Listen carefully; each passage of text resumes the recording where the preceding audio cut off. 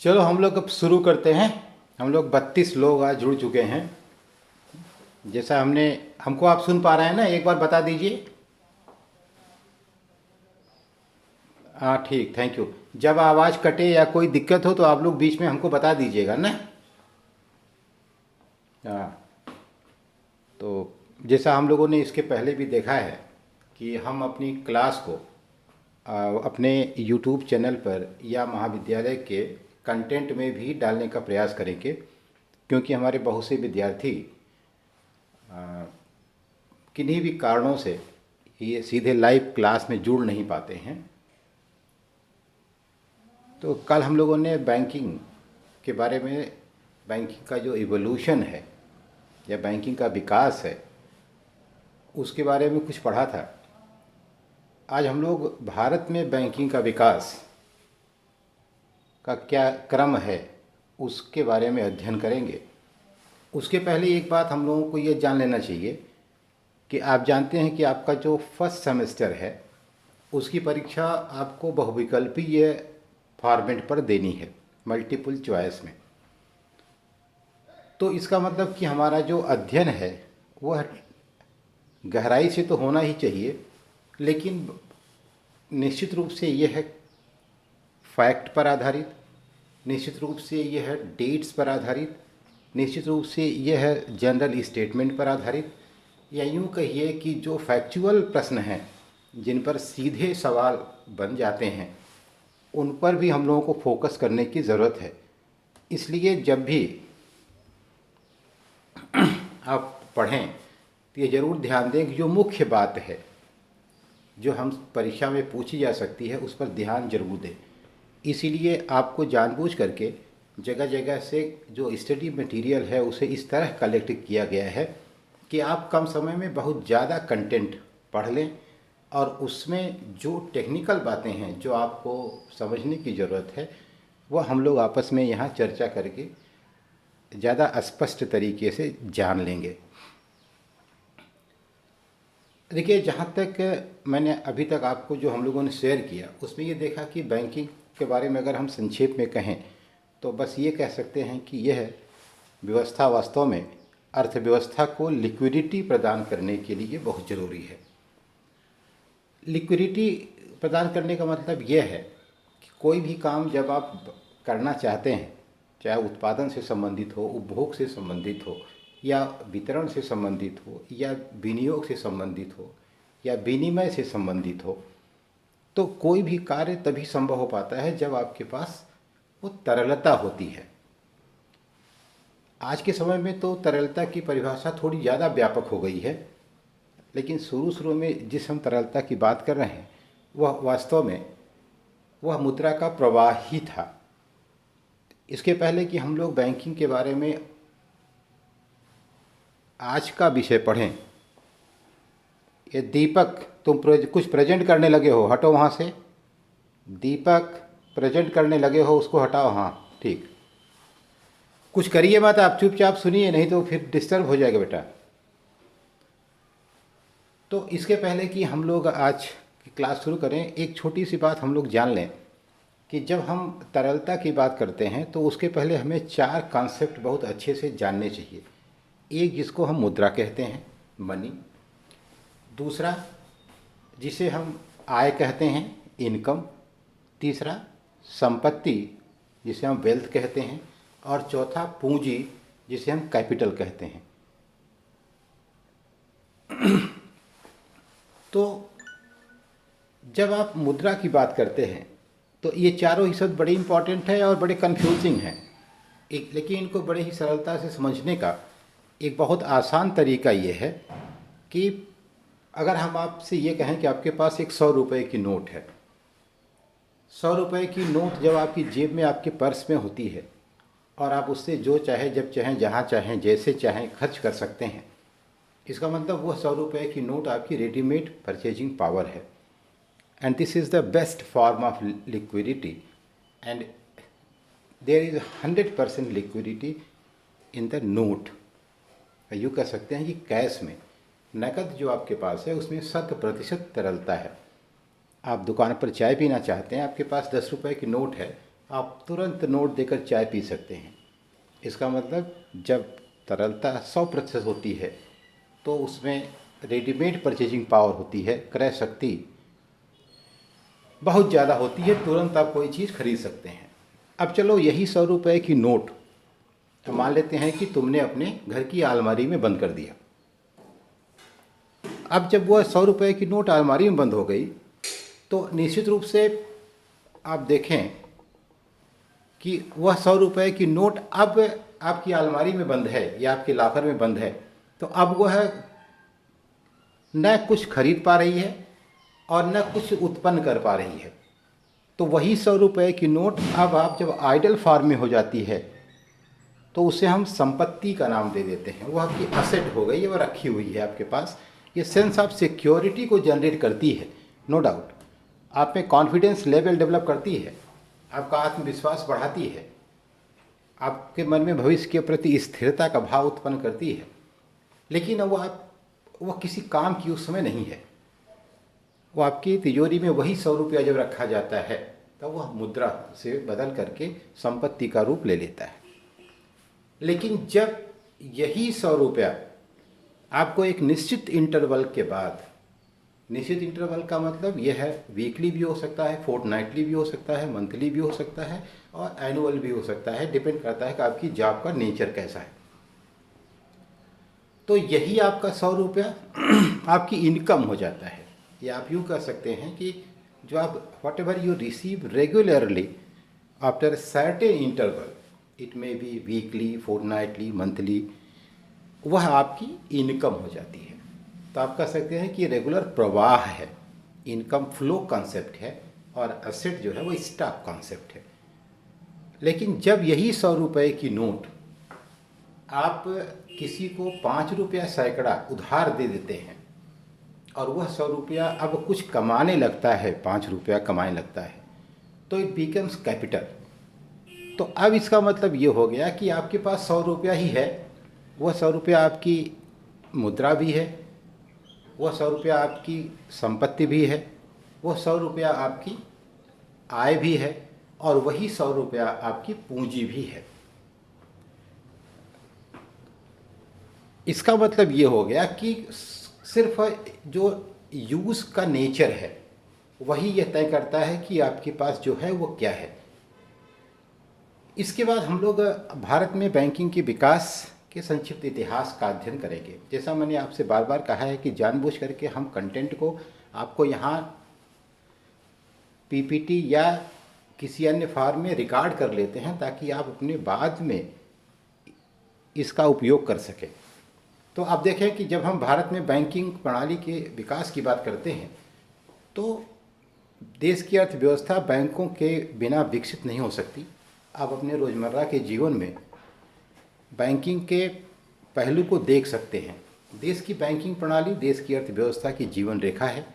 देश की बैंकिंग प्रणाली देश का अर्थव्यवस्था और आर्थिक विकास का आधार है। यह देश के वित्तीय क्षेत्र का सबसे प्रमुख हिस्सा है क्योंकि यह देश के वित्तीय क्षेत्र के 70% से अधिक धनराशि के प्रवाह के लिए जिम्मेदार है। देश में बैंकिंग प्रणाली में 3 प्राथमिक कार्य होते हैं: भुगतान प्रणाली का संचालन, जमाकर्ता और लोगों की बचत का रक्षक, व्यक्ति और कंपनियों को ऋण जारी करना। हम लोग इसके पहले भी यह बात देख चुके हैं कि जब हम बैंक के मुख्य कार्य की बात करते हैं तो बैंक का मुख्य कार्य यही है कि वह लोगों की जमा स्वीकार करे, उसकी सुरक्षा करे और व्यक्ति या कंपनियों को आवश्यकता पड़ने पर ऋण प्रदान करे। तो ये 3 मुख्य रूप से कार्य हैं जो, और ये हर जगह हैं, चाहे हम भारत के बैंकिंग विकास के इतिहास की बात करें, चाहे हम पूरे यूरोप के विकास की बात करें, चाहे हम अमेरिका के विकास की बात करें या हम दुनिया के किसी भाग के बैंकिंग के विकास की बात करें, तो उसके कार्य यही होंगे। कार्य करने के तरीके अलग हो सकते हैं, कार्य करने की टेक्नोलॉजी अलग हो सकती है, कार्य करने की इफ़िशियंसी अलग हो सकती है, कार्य करने के लिए उपलब्ध पूंजी की मात्रा कम ज़्यादा हो सकती है, लेकिन कार्य कमोबेश वही रहेगा। अब हम भारत में बैंकिंग के विकास को 2 भागों में बांट लेते हैं। एक कहते हैं पूर्व स्वतंत्रता का चरण, प्री इंडिपेंडेंस फेज, अर्थात 1947 में जब हम आज़ाद हुए तो उसके पहले हमारे देश की बैंकिंग व्यवस्था कैसी थी, जिसको हम 1786 से 1947 तक मान सकते हैं। ये पॉइंट्स जो आप देख रहे हैं, इन पॉइंट्स पर आपको फोकस करने की ज़रूरत है, क्योंकि जब ऑब्जेक्टिव या मल्टीपल चॉइस के सवाल आएंगे तो इस तरह के ही सवाल उसमें पूछे जाएंगे। ठीक है। और दूसरा चरण है राष्ट्रीयकरण की, ये स्वतंत्रता चरण के बाद पोस्ट इंडिपेंडेंस फेज 1947 से आज तक। स्वतंत्रता अवधि के बाद को फिर से 3 चरणों में विभाजित किया जा सकता है। एक पूर्व राष्ट्रीयकरण अवधि, प्री नेशनलाइजेशन पीरियड 1947 से 1969। 1969 में अभी हम लोग आगे देखेंगे और आप जानते भी होंगे कि 14 बहुत बड़े बैंकों का राष्ट्रीयकरण किया गया। इसलिए वह एक लैंडमार्क पीरियड है कि हम जब फेज का बंटवारा करते हैं तो हम नेशनलाइजेशन के पहले और स्वतंत्रता के बाद के बीच को एक अवधि मान सकते हैं। इसी तरह दूसरा चरण है राष्ट्रीयकरण अवधि, जो आपकी है नेशनलाइजेशन का जो पीरियड है 69 से लेकर के 1991 के बीच का है। तीसरा उदारीकरण का पीरियड है, जिसको आप लिबरलाइजेशन पीरियड कहते हैं, 1991 से आज तक। देखो, 3 बातें बहुत ज़रूरी हैं। एक, जब हम लोग आज़ाद हुए 1947 में, तब हमारी स्थिति क्या थी। दूसरा, जब हम 1947 के पहले थे तब हमारी स्थिति क्या थी। और 1991 में जो बड़ा लैंडमार्क पीरियड है, 91 को जब तुम पढ़ते हो तो वास्तव में यह है एक परिवर्तन की तारीख है। क्योंकि अगर हम थोड़ा पीछे जाएं और इतिहास को देखें तो कहते हैं कि बहुत पीछे चले जाओ, अगर तुम बणिकवाद की बात करो 15वीं शताब्दी के तक चले जाओ तो देखोगे कि 15वीं शताब्दी से लेकर के 1929 तक पूरे दुनिया में कमोबेश पूंजीवाद विद्यमान था।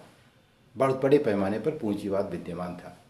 और पूंजीवाद के बारे में तुमने पढ़ा है कि पूंजीवाद की बहुत ही स्पष्ट परिभाषा है कि यहाँ साधनों पर व्यक्ति का स्वामित्व होता है और क्या जो आर्थिक निर्णय है क्या उत्पन्न किया जाए, कितना उत्पन्न किया जाए, किसके लिए उत्पन्न किया जाए, कैसे उत्पन्न किया जाए, ये सारे निर्णय वह व्यक्ति लेता है।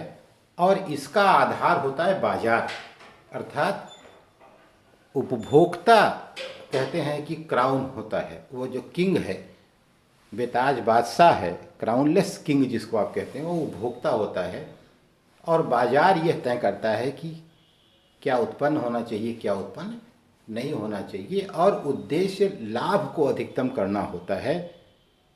इसका मतलब यह है कि इस धारणा पर बाजार बहुत लंबे समय तक चलता रहा और ये कहा गया कि बाजार में सरकार के दखल देने की ज़रूरत नहीं है, सरकार को सिर्फ सेना और सुरक्षा तक सीमित रहना चाहिए और बाजार स्वयं अपने को संचालित कर लेता है। कहते हैं कि जो जेबिसे का बाजार नियम था वो कहता था कि supply creates its own demand, पूर्ति अपनी मांग स्वयं उत्पन्न करती है।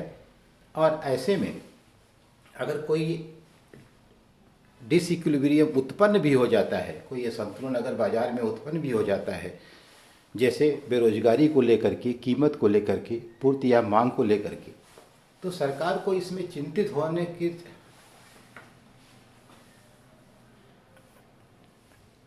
अच्छा अब आ रही है,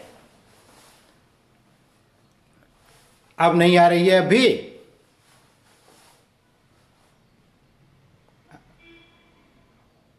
अब बताओ आवाज आ रही है कि नहीं।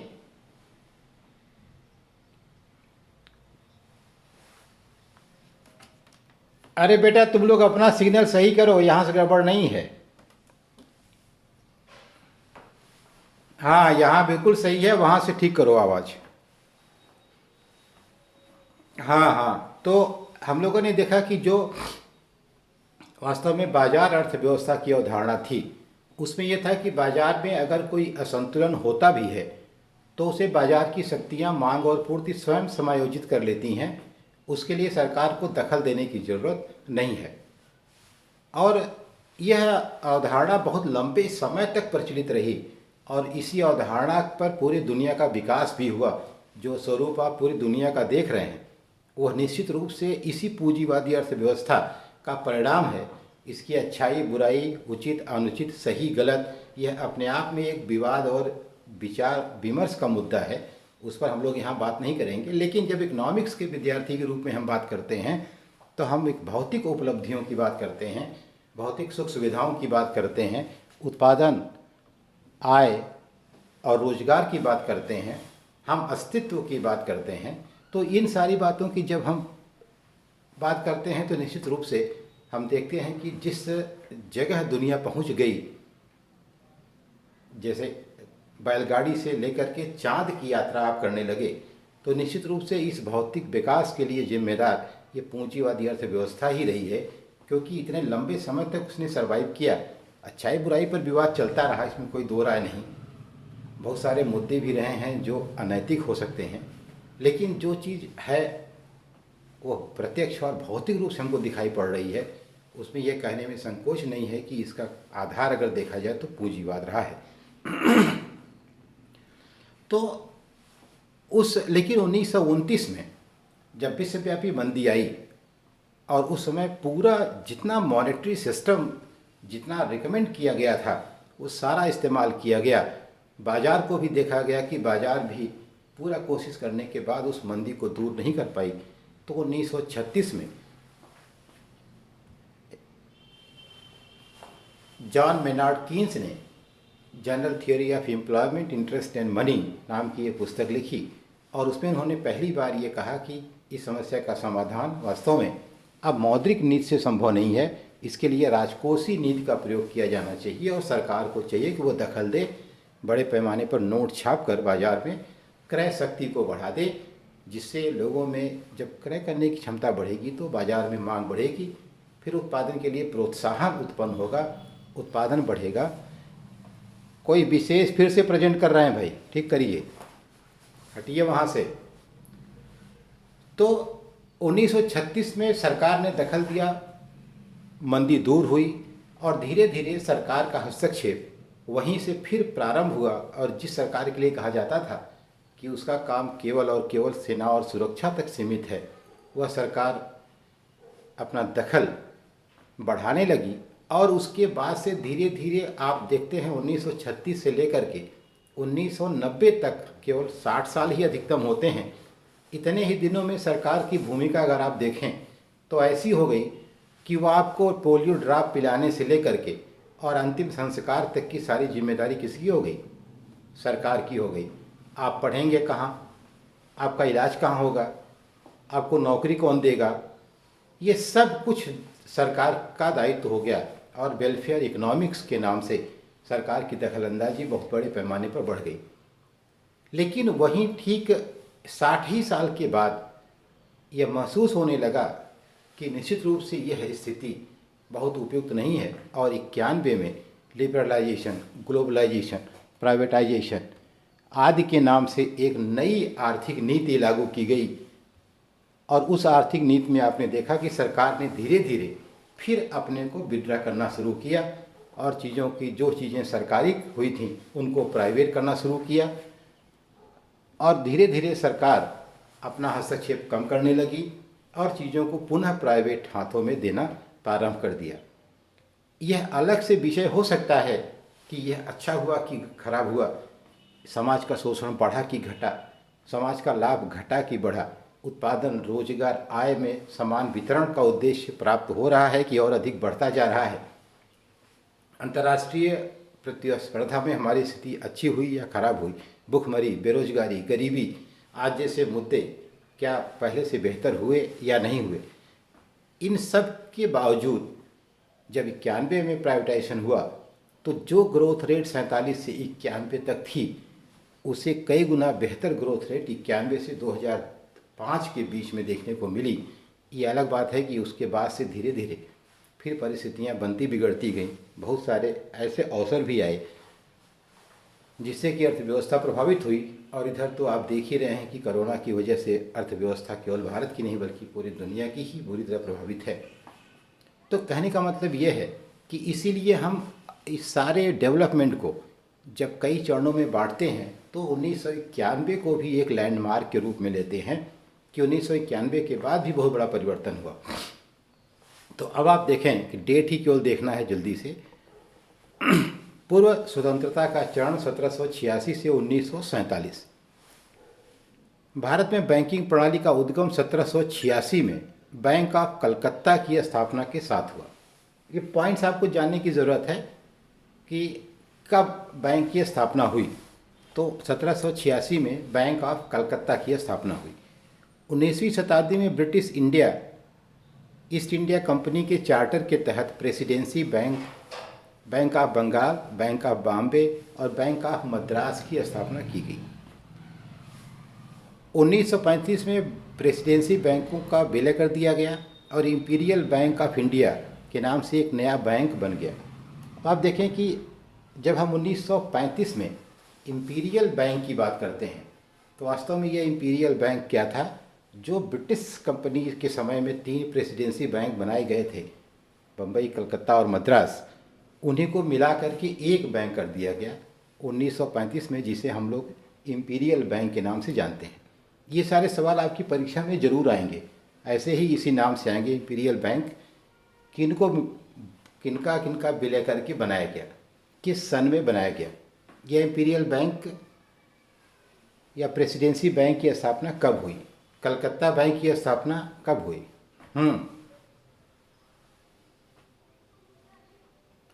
लिखो मत, ये जब उसमें वीडियो में सब है तुम्हारे, ठीक है? ये जब वीडियो देखोगे इसमें सारी रिकॉर्डिंग है, सब पा जाओगे, परेशान मत हो। हाँ। इसके बाद फिर देखो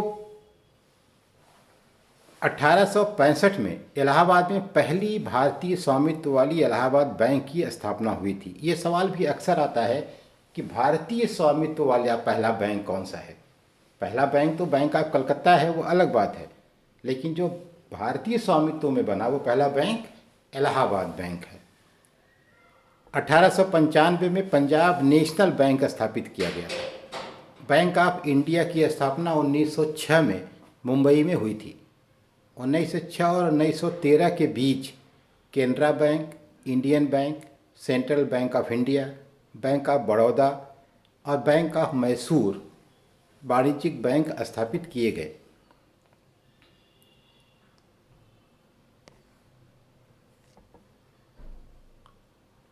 अब देखो राष्ट्रीयकरण अवधि क्या है, 1969 से 1991 के बीच में। 1969 में भारत सरकार ने 14 प्रमुख बैंकों का राष्ट्रीयकरण किया जिनकी जमा पूंजी 50 करोड़ से अधिक थी। यह सवाल अक्सर पूछा जाता है कि किस प्रकार के बैंकों का राष्ट्रीयकरण हुआ। तो ऐसे बैंकों का हुआ जिनकी जो जमा पूंजी थी वो 50 करोड़ से अधिक थी। वो कौन कौन से बैंक थे? Allahabad bank, bank of India, Punjab national bank, bank of Baroda, bank of Maharashtra, central bank of India, Canara bank, देना बैंक, इंडियन ओवरसीज़ बैंक, संयुक्त bank, syndicate bank, union bank of India, UCO bank. ये 14 बैंक थे जिनका राष्ट्रीयकरण हुआ। राष्ट्रीयकरण के बाद भारतीय बैंकिंग प्रणाली बेहद विकसित हुई, लेकिन समाज के ग्रामीण कमजोर वर्ग और कृषकों को अभी भी सिस्टम के तहत कवर नहीं किया गया था। यह मुद्दा महत्वपूर्ण है कि जो भी बैंक स्थापित हुए वो सारे बैंक शहरों तक सीमित रहे और जो एक बहुत बड़ा पोर्शन है, आप कहते हैं कि 70% के आसपास लोग गांव में रहते हैं, कृषि पर आधारित हैं। तो ऐसे में इतनी बड़ी पॉपुलेशन को, या यूँ कहिए कि इतने बड़े रोजगार के क्षेत्र को, कृषि को इसमें सम्मिलित नहीं किया गया या उन तक लाभ पहुंचाने के लिए बैंकिंग व्यवस्था उपलब्ध नहीं कराई जा सकी। इन्हीं मुद्दों को हल करने के लिए 1974 में नरसिम्हम समिति क्षेत्रीय ग्रामीण बैंकों आरआरबी की स्थापना की सिफारिश की थी। 2 अक्टूबर 1975 को। ये ध्यान रखना कि नरसिम्हम समिति बहुत महत्वपूर्ण है। अक्सर बैंक में पूछा जाता है कि नरसिम्हम समिति क्या है, इसने अपनी सिफारिश कब दी, या ग्रामीण बैंकों की स्थापना किस समिति की सिफारिश पर हुई। तो आरआरबी को ग्रामीण और कृषि विकास के लिए ऋण की मात्रा बढ़ाने के उद्देश्य से स्थापित किया गया था। यह है जो ग्रामीण बैंकों की स्थापना, जैसे हमारे जौनपुर में गोमती ग्रामीण बैंक था, अब उसका विलय हो गया, बाद में काशी गोमती संयुक्त बैंक हो गया था, अब उसका फिर विलय हो गया। तो इस तरह से जो क्षेत्रीय स्तर पर बैंक बनाए गए, जिनकी पहुंच गांवों तक की गई, या यूँ कहो कि उनको ग्रामीण बैंकों, ग्रामीण क्षेत्रों में बैंकिंग सुविधाएं उपलब्ध कराने के लिए जिनकी स्थापना की गई। वर्ष 1980 में 6 और बड़े बैंकों और को अधिक राष्ट्रीयकृत किया गया। राष्ट्रीयकरण की दूसरी लहर के साथ प्राथमिकता क्षेत्र ऋण देने का लक्ष्य भी 40% तक बढ़ाया गया। ये कौन से बैंक थे? आंध्रा बैंक, निगम बैंक, नई bank of India, oriental bank of commerce, Punjab and Sindh bank, Vijaya bank. अब उदारीकरण चरण 1990 से अब तक सार्वजनिक क्षेत्र के बैंकों की वित्तीय स्थिरता और लाभप्रदता में सुधार के लिए भारत सरकार ने श्री एम नरसिम्हम की अध्यक्षता में एक समिति की स्थापना की। नरसिम्हम समिति ने देश में बैंकिंग प्रणाली को सुधारने के लिए कई सिफारिश की, जिनमें कुछ प्रमुख हैं। अब देखो, जो हमने देखा कि नरसिम्हम समिति बनी थी, उस नरसिम्हम समिति ने भी बहुत सारे सुधार रिकमेंड किए थे। और जब 1991 में उदारीकरण का दौर चालू हुआ, तो उसमें जो सुधार किए गए विभिन्न क्षेत्रों में, चाहे वो उद्योग के क्षेत्र में हो, चाहे वह पर्यटन क्षेत्र में हो, चाहे वह वित्त के क्षेत्र में हो, चाहे बैंकिंग के क्षेत्र में हो, चाहे वह कृषि के क्षेत्र में हो, चाहे वह लेबर मार्केट के संदर्भ में हो, चाहे वह तमाम रेगुलेशंस के संदर्भ में हो, तो उसी में जो बैंकिंग में सुधार हुए, वो सुधार वास्तव में नरसिम्हम समिति ने जो रिकमेंड किया था, उसी के आधार पर लागू किए गए। तो उन्होंने क्या सिफारिश की थी? सिफारिशों का प्रमुख जोर बैंकों को प्रतिस्पर्धी और मजबूत बनाने और वित्तीय प्रणाली की स्थिरता के लिए अनुकूल बनाना था। यह सिफारिश किया था कि बैंक जो हैं, इनमें आपस में प्रतिस्पर्धा होनी चाहिए। प्रतिस्पर्धा अगर होगी तो सेवाएं सस्ती होंगी, प्रतिस्पर्धा अगर होगी तो सेवाएं अच्छी मिलेंगी और वित्तीय स्थिरता भी बनी रहे। इसके लिए समिति ने बैंकों के अधिक राष्ट्रीयकरण न करने का सुझाव दिया। बैंक ने यह कहा कि अब बैंकों का राष्ट्रीयकरण न किया जाए और विदेशी बैंकों को भारत में या तो शाखाएं खोलने या सहायक कंपनियों के रूप में कार्यालय खोलने की अनुमति दे दी जाए। अक्सर आप देखते होंगे कि बहुत सारी कंपनियां ऐसी हैं जिनका नाम कुछ भारत की कंपनी के साथ भी है और विदेशी कंपनी भी है। टाटा AIG इंश्योरेंस कंपनी, ठीक है, बजाज एलायंस। तो अब ये रिकमेंड किया गया था कि विदेशी कंपनियां यहाँ कंपनियों के साथ मिलकर के वित्तीय सेवाएं उपलब्ध करा सकती हैं, तो उसके आधार पर इनको खोला गया। बैंकों को अधिक प्रतिस्पर्धी बनाने के लिए समिति ने सुझाव दिया कि सार्वजनिक क्षेत्र के बैंक और निजी क्षेत्र के बैंकों का सरकार और भारतीय रिजर्व बैंक द्वारा समान रूप से व्यवहार किया जाना।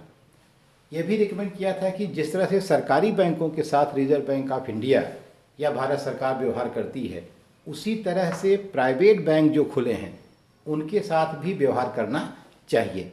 इसका मतलब यह है कि सरकारी और प्राइवेट बैंकों में उन्हें अंतर नहीं करना चाहिए। उससे दो बातें होंगी। एक तो ये कि बैंकिंग का बहुत बड़े पैमाने पर विस्तार होगा, बहुत बड़ा रेंज कवर हो जाएगा। दूसरा, हर आम आदमी के मन में जो विश्वास सरकारी बैंक के प्रति है, वही विश्वास प्राइवेट बैंक के प्रति हो जाएगा। तो कार्य और व्यवहार दोनों आसान और सुविधाजनक हो जाएगा। इस बात पर बल दिया गया कि बैंकों को बैंकिंग के रूढ़िवादी और पारंपरिक प्रणाली को छोड़ने और merchant banking, underwriting, retail banking जैसे प्रगतिशील कार्यों को अपनाने के लिए प्रोत्साहित किया जाना चाहिए।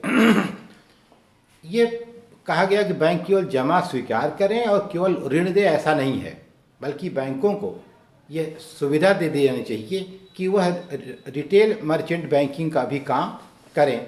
और अब तो आप देख ही रहे हैं कि बैंकिंग इतने व्यापक पैमाने पर फैल गई है कि आप हर व्यक्ति के हाथ में बैंकिंग है। आप अगर 10 रुपये का भी सामान खरीदते हैं तो आप चाहें तो आप उसको बैंकिंग के थ्रू सीधे पेमेंट कर सकते हैं। आप अपने मोबाइल से गूगल पे है, पेटीएम है, भीम है, फ़ोन पे है, इतने सारे पेमेंट के गेटवे आपको उपलब्ध हैं कि आप किसी भी गेटवे का प्रयोग करके आराम से बैंकिंग का कार्य 10 पैसे से लेकर के और लाखों लाख रुपए तक आसानी से कर सकते हैं। तो यह नरसिम्हम समिति ने सिफारिश की थी कि बैंकों को मर्चेंट बैंकिंग के रूप में कार्य करने की भी अनुमति दे दी जाए। अब विदेशी बैंकों को भारतीय बैंकों ने इन और अन्य नए प्रकार के वित्तीय सेवाओं में संयुक्त उद्यम स्थापित करने की अनुमति दी गई। 10 प्राइवेट बैंकों को बैंकिंग क्षेत्र में प्रवेश करने के लिए आरबीआई से लाइसेंस मिला। इसमें global trust bank, ICICI bank, HDFC bank, bank of Punjab, IndusInd bank, Centurion bank, IDBI bank, times bank, development credit bank आदि थे। तो आप देख रहे हैं कि आपके शहर में ही बहुत सारे प्राइवेट बैंक आप देखते होंगे। बंधन बैंक आपको दिख जाएगा, आईसीआईसीआई बैंक दिख जाएगा, एचडीएफसी दिख जाएगा, यस बैंक दिख जाएगा। ये सारे बैंक प्राइवेट क्षेत्र में खोलने की अनुमति मिली। यह एक सामान्य डेवलपमेंट है कि कैसे बैंकिंग हमारे बीच में इतने बड़े पैमाने पर फैल कर आई। अभी हाल में आपने देखा होगा 2021 में बहुत सारे हुआ क्या कि एक बात और आपको जानना चाहिए कि बैंकिंग के साथ जब राजनीति होने लगती है, जब सरकार जनता के हित को ध्यान में रखते हुए या उद्यमियों के हित को ध्यान में रखते हुए जनता या उद्यमियों द्वारा बैंकों से लिए गए बड़े पैमाने के ऋण को जब सरकार समाज हित में कहती है कि हम इसको माफ़ कर दे रहे हैं, तो बहुत बड़े पैमाने पर लोग बैंक से उधार लेकर के पैसा वापस नहीं करते और उसका परिणाम यह होता है कि एनपीए बहुत बड़े पैमाने पर बढ़ जाता है, जिसको आप कहते हैं नॉन परफॉर्मिंग अमाउंट। ऐसा अमाउंट है जिस पर कोई कार्य नहीं हो रहा है, वो पैसा डेड हो चुका है। तो अब उस एनपीए के बढ़ जाने की वजह से जो बैंकों की स्थिति है वह कमज़ोर हो जाती है। आपने देखा कि बहुत सारे बैंक बीच में बंद भी हो गए, बहुत सारे अपने को बैंकरप्ट घोषित कर लिए। तो बैंक के साथ जो सरकार का सीधा हस्तक्षेप है या सरकार बहुत सारे कार्य ज़बरदस्ती बैंकों से करा लेती है या बहुत सारे ऋण माफ़ करा देती है, तो उससे भी बैंक की सेहत खराब हो जाती है। तो थोड़ा सा इस मुद्दे पर, और उसी का परिणाम यह हुआ कि बहुत सारे बैंकों को बचाने के लिए, बैंकों की जमा पूंजी बढ़ाने के लिए या बैंकों की उपयोगिता ज़्यादा बेहतर करने के लिए 21 में कुछ बैंकों का मर्जर कर दिया गया। बहुत सारे बैंकों को एक बैंक में मिला दिया गया ताकि वो मिल करके अपनी स्थिति को ठीक कर पाएँ और अपने बैंकिंग क्रियाकलाप को बेहतर तरीके से संपन्न कर पाएँ। वो कौन से बैंक थे? अब आप देखिए, जो बैंक मिलाए गए, ओरिएंटल बैंक ऑफ कॉमर्स और यूनाइटेड बैंक ऑफ इंडिया, इनको मिला दिया गया पंजाब नेशनल बैंक में। ये भी आपसे सवाल पूछा जा सकता है कि किस बैंक को किस में मर्ज किया गया।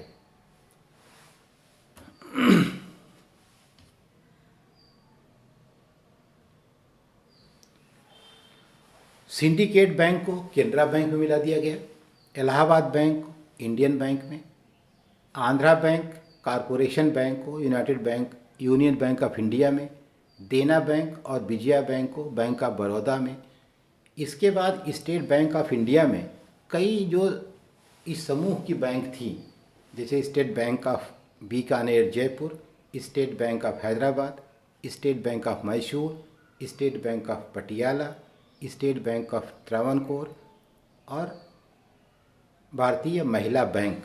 इन सारे बैंकों को स्टेट बैंक ऑफ इंडिया में मिला करके बैंकों की संख्या कम कर दी गई और मिलाने के पीछे उद्देश्य केवल बैंकिंग प्रणाली को मजबूत करना और डूबते बैंकों को बचाना था, या यूँ कहिए कि वित्तीय कार्यों में गतिशीलता प्रदान करना था।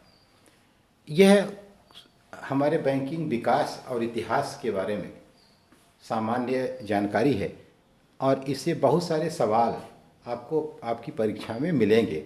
तो आप एक बार ये सारी डेट, सारे बैंकों के नाम, इनका मर्जर, ये सब अच्छे से सुन करके आप नोट्स बना डालिएगा, लिख डालिएगा और सारा बहुत अच्छे से साफ साफ दिखाई पड़ेगा आपके ट्यूब में। वहाँ इसको आप पढ़ लीजिएगा, ठीक है। चलो, थैंक यू, फिर हम लोग ख़त्म करते हैं। हाँ, कुछ पूछना है?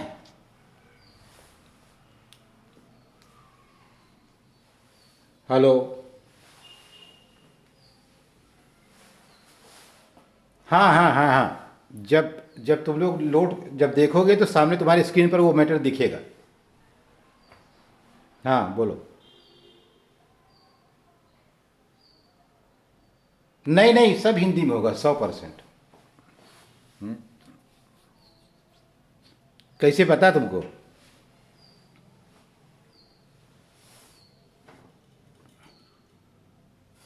नहीं नहीं, वो कुछ नहीं, वो हिंदी में समझाते हैं ना। तब फिर और क्या, खत्म बात, मैटर से क्या मतलब है? आए? नहीं, जिनका नहीं हुआ का वो अपना कर लें, जिनका हुआ है वो उससे आगे आगे करें, क्या दिक्कत है?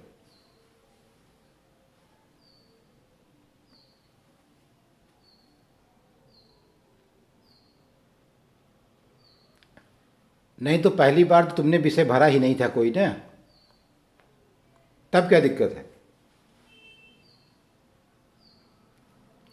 तुम एक बार अपने पुराने रजिस्ट्रेशन से अपना फॉर्म खोलो, देखो अगर तुम्हारा सब है, आराम से भरा जा रहा है तो भर दो, बात खत्म हो गई। और अगर कोई दिक्कत आती है तब फिर कॉलेज में पता करके तब करना कुछ नया अपने मन से। हाँ, 24 को कॉलेज मुलाकात होगी। माइनर पेपर इस साल तुमको अभी इस सेमेस्टर में नहीं भरना है। हाँ तो तुम छोड़ दो ना ऑप्शन, कोई दिक्कत, वो कंपलसरी नहीं होगा ना, चाहे भरो चाहे ना भरो। हाँ बोलो। हाँ, मंडे को खुलेगा। अभी तक सूचना यही है, अगर कोई सूचना आ जाएगी तुमको ग्रुप में मिलेगी। क्लास खुलेगा तो चलेगा ही, और नहीं खुलेगा कौन सा एग्ज़ाम? फर्स्ट सेमेस्टर एग्ज़ाम होगा फरवरी के लास्ट में, और फरवरी के फर्स्ट वीक में तुम्हारा मिड टर्म होगा। और कुछ भी, और हमेशा तुम लोग अपनी कॉलेज की वेबसाइट चेक किया करो, उस पर सब सूचना नई नई रहेगी। होगा बेटा, प्रैक्टिकल हो जाएगा, तुम लोग कहो कराएं प्रैक्टिकल, अब खुले तब में दिक्कत ये, खुलने कैसे कराएं? खुल जाएगा तो 15-20 दिन में कहें करा देंगे ना। चलो ठीक है, तो कॉलेज की वेबसाइट तुम्हारी नई हो गई है ना, ध्यान रखना, www.rhsmpg college,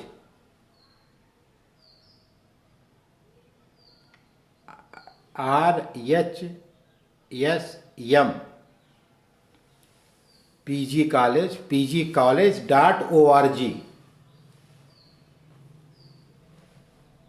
हाँ,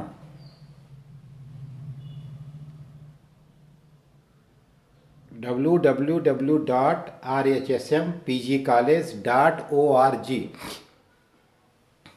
ठीक है। हाँ बोलो।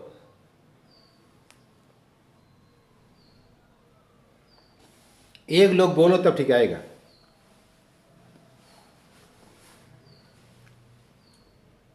अरे बेटा, लाइब्रेरी में किताब अब तक आ गई होती, तब तक सब बंद हो गया है, कुछ मिला ही नहीं, तो डिटेल टीचर्स ने दिया ही नहीं, सब लिस्ट वगैरह किताब उताब की क्या करते हैं।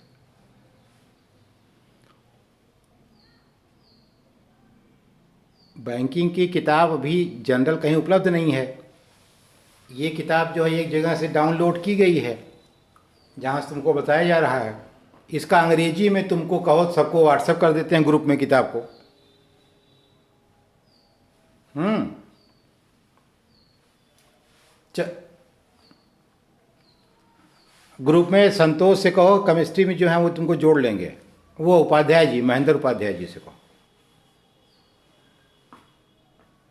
महेंद्र उपाध्याय जी को दे दो, जोड़ देंगे ना। और ये किताब तुम लोग, हाँ